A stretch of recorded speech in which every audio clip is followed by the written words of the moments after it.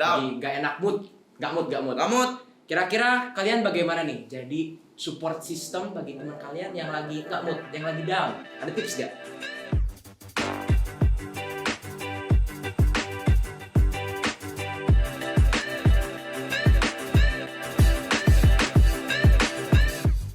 Lu dulu deh sebagai cowok nih, cowok kan support sistemnya beda dong buat cewek.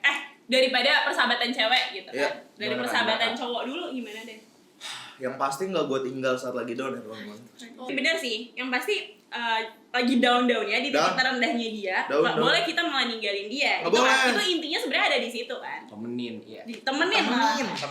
Ya udah kita ngobrol, ada masalah apa lu begini. Biasa kan kalau cowok lagi kayak gitu kan baru putus kan. Mana nih? Rungkat istilahnya. Ini nih. Udahlah sama temen gua aja nih gitu. Langsung dikasih solusi. Kalau ada problem dikasih solusi. Gercep ini. Kalau misalkan dari gue sendiri mungkin lebih ke arah mentally support ya. Kalau cewek kan lebih ke arah feeling. Soalnya. Jadi gue lebih memberikan dukungan secara mental aja karena kalau misalkan cewek lagi down tuh stres dah, depresi gitu. Iya, lebih ke arah kayak mentalnya yang down, dia jadi lebih insecure, dia lebih jadi nggak percaya akan dirinya sendiri. Kalian tuh kalau lagi sedih suka diceritain kayak gimana? Tadi teman kalian. Lu kan paling love language nih orangnya. Oh yaudah Adina lanjut. Tapi iya benar guys, kalau misalkan di hubungan pertemanan kita berdua, hubungan pertemanan kita berdua, gue tuh paling sering membahas love language. Karena menurut gue love language kepribadian tuh adalah salah satu yang penting untuk diketahui, bukan oleh hubungan pacaran doang ya, hubungan apapun itu, persahabatan juga. Karena kita jadi tahu kayak kepribadian dia tuh gimana dan cara nyikapinnya gimana gitu ya. Gue kalau dia lagi sedih ya gue cerita kayak ya gue diemin aja sih guys. Gue diemin. Cabut gue bantuin di sini. Jatuh dia. Ya benar sih. Beneran? Enggak. Emang lo diemin gue? Enggak. Lu yang jawab lah. Gue yang jawab ya. Silakan. Jadi kalau gue lagi sedih, gue suka diterima kayak gimana? Ya. Ditemenin. Iya, ditemenin. Terus time banget berarti ya. Enggak sih, enggak terlalu. Enggak terlalu kayak juga. Gue lebih ke physical touch sebenarnya. Kalau dia apa physical tag? Iya, enggak, gue physical touch sama physical touch. Dia full quality time. Di dunia persahabatan zaman now nih, Iya. kalian pasti gak asing dengan istilah people pleaser. Gitu kan? Nah, jadi mereka sebagai people pleaser itu selalu punya keinginan untuk nyenengin orang lain, jadi kayak beradaptasi dengan berbagai circle, sehingga mereka ujung-ujungnya nggak punya prinsip, nggak punya boundaries, gitu-gitulah. Nah, jadi Marsi, menurut kalian people pleaser itu gimana? Menurut pandangan kalian? People pleaser ini kalau tadi lu bilang kan negatif ya. Kalau positif ya, dia banyak temannya kan? Iya sih. Iya sih, dipikir-pikir. Dia banyak temannya. Iya, dia banyak relasinya, guys. Jadi kalau misal tapi kan terlalu people pleaser, kayak jadi orang people pleaser tuh juga sama yang nggak enak. Ya, kayak dia lebih banyak merugikan dirinya sendiri. sabar dulu, Mbak. Sabar. Saya baru ngomong sepatah dua. Dipotong. Tapi juga cewek sih. Konflik.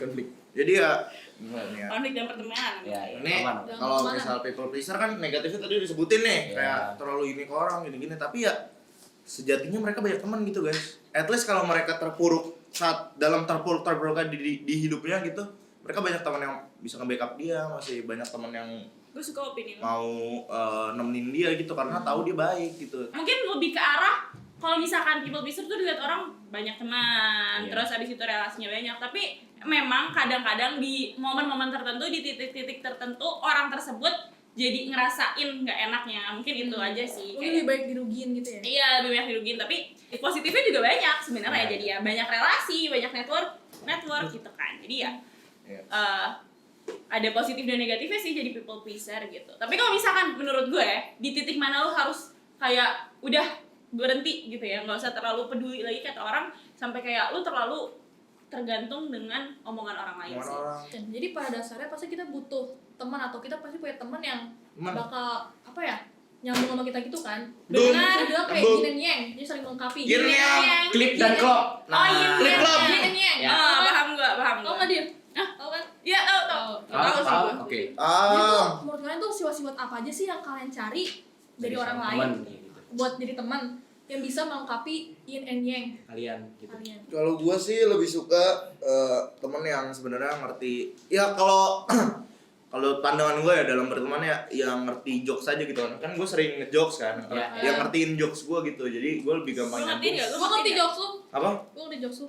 Aduh nggak boleh ngomong kasar di sini. Parah banget. Kayak tonjokin ya. Pulang dari sini tonjokin kayak. Aman-aman. Kayak ya gitu jadi gue lebih suka gue lebih gampang berteman dan lebih mudah untuk nyaman gitu ketika dia tahu dan dia paham jokes gue gitu. Dari situ kalau dia udah paham jokes gue, kita lihat lagi gitu kan dia orangnya kayak gimana, apakah dia teman yang baik atau teman yang malah kalau kita ada masalah ditinggal, kita ada masalah malah dijauhin gitu. Gue tuh suka banget diskusi kan orangnya sebenarnya. Jadi Ini sekarang diskusi kita. iya, gue suka banget Gua kayak suka. gini. Gue suka deep conversation. Yes. Gue suka ngobrol. Bro. Gitu. Nah, ngomong doang ngomong. Gue suka ngobrol. Gue suka ngobrol. Jadi cara gue mencari pertemanan adalah yang nyambung sama gue. Nyambung. Yang satu Yang gak nyambung sama lu gimana sih? Iya, yang nyambung lo apain tuh dia? Yang gak nyambung sama lu gimana sih? Putus. Pengen tahu. Gak nyambung ya? Putus pertemanan. Pertemanan. Oh, iya, gak nyambung. Udah pertemanan. Pertemanan. Kalau misalkan yang harus nyambung satu frekuensi sama gue dan yang ngertiin gue, sesimpel itu sih kalau gue. Pertanyaan terakhir, mumpung masih suasana tahun baru nih. Karena Yes. mungkin ada refleksi dari tahun lalu, tapi untuk tahun ini kira-kira kalian mau jadi teman seperti apa? Resolusi teman 2024 seperti apa? Resolusi Teman kita ke teman yang lain. Maksudnya kita sebagai teman ya? Ya, Iya. kamu sebagai teman mau jadi teman seperti apa nih untuk teman-teman Oke. kamu? Kalau gue ya, gue pengen jadi teman yang pasti solid gitu. Gue mau jadi teman yang nggak jauhin teman-teman gue, nggak ngebuat teman gue merasa sendirian, Ya. nggak ngebuat teman gue ke left out. Sebenarnya 11-12 ya sama kayak Jos. Berkaca dari tahun ini tuh banyak banget apa ya?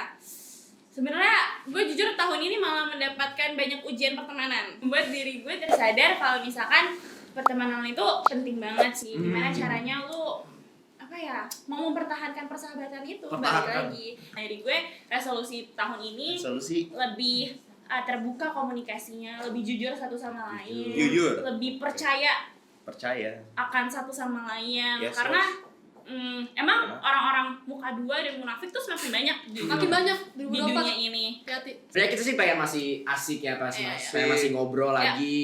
Bener sih, tapi gue udah masih aus. ada 2 segmen lagi nih. Gue segmen, oh my god. Yoi, ntar kalian akan datang sini lagi untuk segmen selanjutnya ya. Terima kasih banyak Adina dan Kak Ejo sudah sharing pengalaman di kelas cerita kali Kelas ini. cerita. Jangan sedih, kalian para penonton masih bisa saksikan keseruan mereka di sesi games yang akan mendatang. Asik. Untuk sekarang kita bye-bye dulu. Bye guys.